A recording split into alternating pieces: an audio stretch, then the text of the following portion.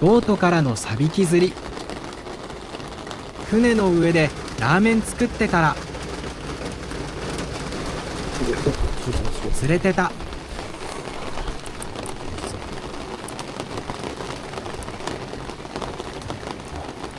置き竿のサビキにヒットしました。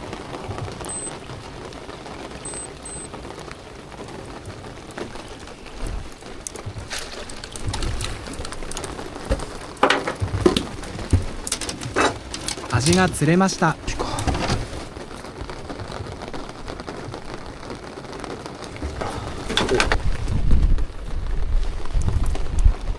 再び置き竿にヒット。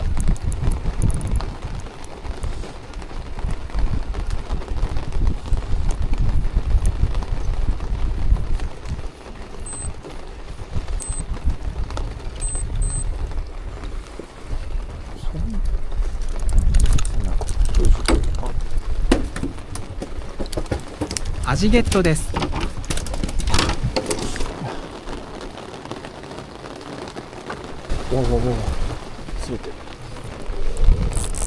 三度置き竿にヒット。ほったらかしの方がよく釣れる不思議な日でした。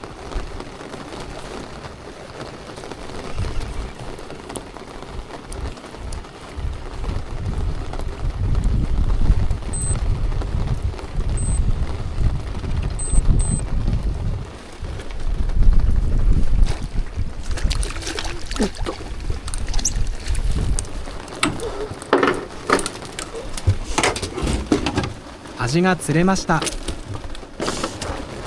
置き竿で今日一の味、複雑な心境です。